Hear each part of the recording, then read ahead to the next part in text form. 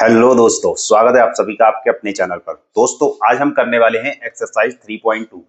3.2 में सबसे पहला सवाल ये है कि ये तो हमें समीकरण के योग दिए हैं, यानी इक्वेशन की पेयर्स दिए हैं, और कह रहा है कि हमें ये सब्स्टिट्यूशन मेथड से यानी कि प्रतिस्थापन विधि से इसको हल करो। इसको हल दो तरीके से किया जाता है। इस एक्सरसाइज में हम प्रतिस्थापन विधि देखेंगे।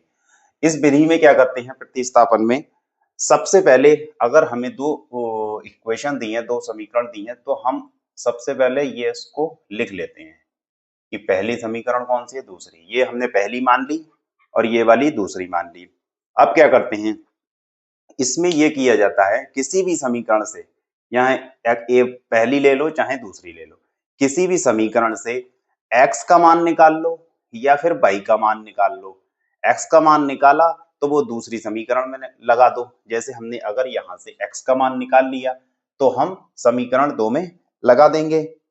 इसी तरीके से अगर हम समीकरण 2 से किसी भी x या y का मान निकाल लें और इसमें लगा दें, तब उसकी वैल्यू मिल सकती है। यानी कि कहने का मतलब यह है, प्रतिस्थापन विधि में जब हमें दो समीकरण दी होती हैं तो वो ये बोलता है कि इसको हल करो। अब हल अगर उसने कह दिया कि प्रतिस्थापन विधि से करो तो हम प्रतिस्थापन विधि लगाएंगे, यानी कि ये वाली जिस तरीके से सब्स्टिट्यूशन मेथड हम लगा रहे हैं। इसमें क्या किया जाता है, एक समीकरण से किसी भी एक्स की या वाई की वैल्यू निकाल लेते हैं और दूसरे में लगा देते हैं। जैसे समीकरण समीकरण समीकरण एक से, समीकरण एक क्या कह रही है, x प्लस वाई बराबर 14 दिया है। x प्लस वाई बराबर 14। अब हम यहां से x का मान निकाल लेते हैं किसी तरीके से। x का मान निकालेंगे, x रोक लें यहीं और y को वहां भेज दें। y को हमने भेज दिया, यानी कि ये जो आई हमारी समीकरण, इसको हम 3 मान लें। हमने समीकरण एक से x का मान निकाल लिया, जो हमारा ये आया। अब जो मान आया है उस x के मान को हम समीकरण 2 में लगा दें तो यहां से हमें y की वैल्यू मिल जाएगी। लगा देते हैं समीकरण 2 से। समीकरण 2 क्या है, x माइनस वाई बराबर 4। ठीक है, x की वैल्यू लगा दें, 14 माइनस वाई 14 माइनस वाई, और y तो ये है ही, बराबर 4। कितना आया, 14 और माइनस का 2y, ये आया 14 माइनस का 2y बराबर 4। ठीक है, इस 14 को वहां भेज दें। 2y बराबर 4 माइनस 14, यानी कि 2y बराबर हो गया माइनस का 14। ये हो गया हमारा, नहीं, यहाँ बचा हमारा 10। 10 बचेगा ना, 10।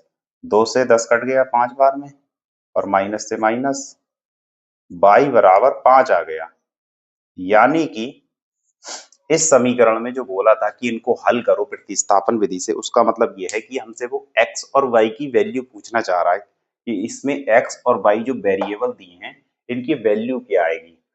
तो हमने क्या किया, सबसे पहले इसको मान लिया हमने। यहाँ से x की वैल्यू सबसे पहले इसको मतलब इसमें प्रतिस्थापन क्या होता है, सब्स्टिट्यूट क्या बोलता है, मतलब यहाँ इसको सब्स्टिट्यूट कर दिया, x की वैल्यू को y से सब्स्टिट्यूट कर दिया। वही है, यहाँ हमारी y बराबर आ गया 5। अब हम इस y की वैल्यू को, ये समीकरण नंबर 4 मान लें, इस y की वैल्यू को समीकरण किसी में भी लगा दो, चाहे इसमें लगा दो चाहे इसमें लगा दो, दोनों से आ जाएंगे। जब हम y की वैल्यू लगाएंगे तो x की वैल्यू नहीं आ जाएगी, बिल्कुल आ जाएगी। तब हम समीकरण एक से देख लें, एक से क्या आएगा, समीकरण एक से आएगा, सबसे पहले तो समीकरण लिख लें, x माइनस वाई बराबर 4। ये दी है समीकरण एक। तो हम यहाँ क्या करें, y की वैल्यू लगा दें, x माइनस वाई की जगह 5 बराबर 4। तो x बराबर 4 प्लस 5, क्योंकि 5 उधर जाकर प्लस हो गया, तो x बराबर आया हमारा यहाँ 9। हमारे ये प्रतिस्थापन विधि यानी सब्स्टिट्यूशन मेथड से जब हमने इसको सॉल्व किया तो हमारी x की वैल्यू आई 9 और y की वैल्यू आई 5। अब हम देख लेते हैं इसी तरीके का एक दूसरा और सवाल जिसमें हम सब्स्टिट्यूट करके क्वेश्चन को सॉल्व करेंगे। अब ये है पहले का 5वां सवाल, यह है √2x प्लस √3y बराबर 0 और √3x माइनस 8y बराबर 0। यानी कि सबसे पहले मैं इसको समीकरण 1 नंबर मान लूं, इसको 2। मैं क्या करूं, यहां से x का या y का या यहां से x का या y का किसी का भी मान निकालकर दूसरी समीकरण या पहली समीकरण कहीं भी लगा दूं। सबसे पहले मैं यहां से देख लेता हूं, यहां से समीकरण 1 से क्या होगा, √2x प्लस का √3y बराबर 0 ये होगा। यहां से मैं y की वैल्यू निकाल लूं किसी तरीके से, √3y बराबर माइनस का √2x होगा क्योंकि ये 0 है और ये वहां जाएगा तो माइनस का हो गया। अब y बराबर √2 अपॉन √3x माइनस का, ये वैल्यू आई y की। ठीक है, y की वैल्यू किसी भी समीकरण में लगा दूं, 1 या 2, इधर से मैंने निकाली दूसरे में लगा दे रहा हूं। y का मान समीकरण 2 में रखने पर क्या होगा, 2 में रखकर √3x प्लस माइनस √8y की वैल्यू मैं ये लगा दूं माइनस √2x अपॉन √3। ठीक है, ये लगा दी बराबर 0। ठीक है, अब क्या करूं, यहां एलसीएम ले ले रहा हूं √3। यहां देखो इसका और इसका एलसीएम लेंगे तो √3 तो आ गया इसका एलसीएम और यहाँ आएगा यहाँ 1 होगा ना, 1 से √3 और √3 की √3 से जब होगी तो 3 और x साथ में है। अब यहाँ देखिएगा ये माइनस माइनस प्लस हो गया, इस √3 से ये वाला √3 कट गया 1 बार में और 1 की ऊपर मल्टीप्लाई, यानी कि ये कितना हो जाएगा 8 और इस रूट में 16x बराबर 0।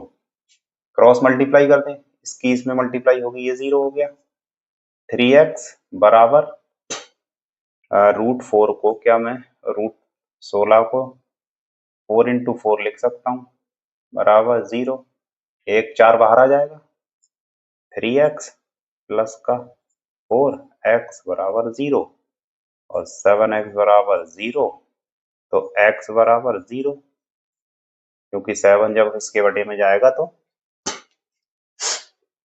0 हो जाएगा। अब इस x की वैल्यू मैं किसी भी समीकरण में लगा दूं, माना मैं x का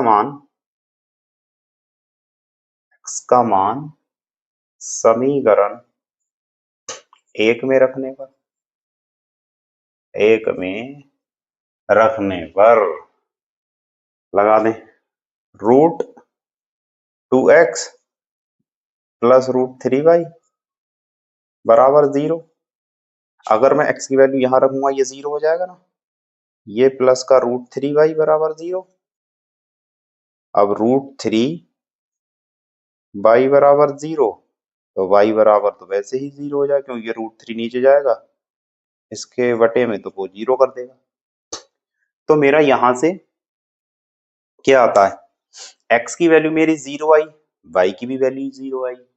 ये इस तरीके से जब हम करते हैं, यहां से जिस तरीके से हमने ये y की वैल्यू निकाल के सब्स्टिट्यूट करके निकाल कर और रखते हैं, यही विधि होती है कि प्रतिस्थापन विधि। इसी विधि से हम इस तरीके से x और y की वैल्यू निकालते हैं। तो दोस्तों आज के लिए इतना ही, मिलते हैं अगले वीडियो में। Thank you.